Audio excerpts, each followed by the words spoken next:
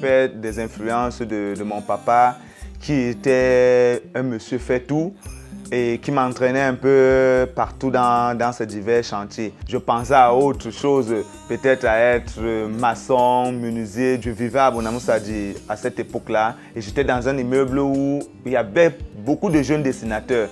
Et du coup, ces influences, ces rencontres m'ont mise dans le bain de cette mouvance-là parce que c'était un challenge entre jeunes qui va dessiner le Sangoku, le plus beau Sangoku.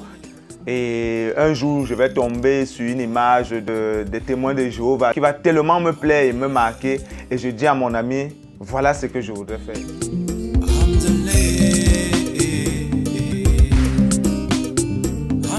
Un jour, mon oncle, dans ses balades, ses discussions et ses rencontres, on va lui dire qu'il y a une école qui forme en art en Balmayo.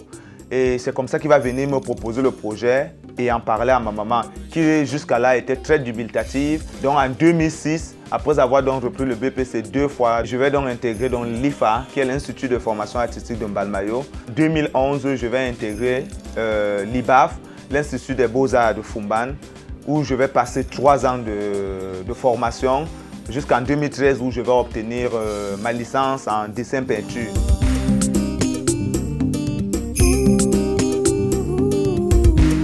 Je vais essayer de peindre comme Nazaire Kolo, qui est en quelque sorte un oncle éloigné. Après, ça a été des gens comme George Davidson, les Merlin Tefolo. Quand j'entre donc à l'IFA, je vais rencontrer un monsieur formidable. Je crois qu'aujourd'hui, je lui dois beaucoup en termes de technicité, dont le dénommé Jean-Jacques Kanté. Après, j'ai fait la rencontre de Hervé Yumbi. Sa manière de peindre m'a beaucoup aidé pour pousser mon portrait jusqu'au niveau où il peut être aujourd'hui. Sur le plan du dessin, du graphique, mon dessin, vraiment, les traits de mon dessin sont tirés du travail de Salif Oulindo. Le travail que je fais aujourd'hui porte sur la condition humaine et notamment sur les questions de violence qui sévit le monde aujourd'hui. Et le but de mon travail est réellement d'amener les gens à s'en affranchir et de prendre conscience de cette violence qui taraude l'esprit. La première violence que j'ai explorée, c'était la violence physique et psychologique. Parce qu'à la longue, j'ai commencé à avoir des flashbacks d'un passé lointain de mon enfance. Et je garde physiquement, j'en gardais des séquelles et des marques de cette violence physique. Lors d'une discussion avec Kanté, il me dit non, il faut que tu trouves un support d'expression et de communication qui va t'aider à mieux exprimer ton sujet. C'est comme ça que je vais lui poser la question de savoir, est-ce que Hervé, quelqu'un a déjà travaillé sur du timbre? Il me dit oui, les gens ont travaillé sur le timbre, mais en utilisant tout simplement le timbre en lui-même, en collant. Et si on transforme carrément le timbre, la toile en timbre, il me dit mais ça sera génial. Et comme je suis dans un contexte d'affranchissement et de libérer les gens et d'inviter les gens à se libérer sur la question de la violence, pour moi le timbre était un support qui correspondait parfaitement. La première toile que j'ai réalisée, c'était cette toile-ci. Il manquait un élément. Qu'est-ce qui va matérialiser la violence dans ton travail? Et du coup, remplacer le corps par ces armes, montrer un peu l'amplitude et l'utilisation même de ces armes. Et la répétition même dans mes tableaux de ces armes renvoie un peu au son de cette arme. Donc c'est une répétition un peu à l'Andy Warhol. De 2015, les choses ont évolué.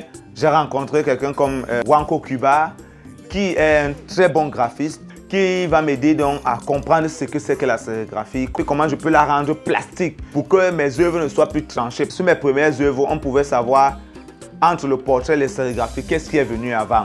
Et c'est comme ça que je vais essayer avec ce travail de faire cette œuvre-ci, qui est la seule dans cette écriture-là, où je n'ai que fait l'ensemble en sérigraphie, au point où je suis arrivé à ce travail-ci.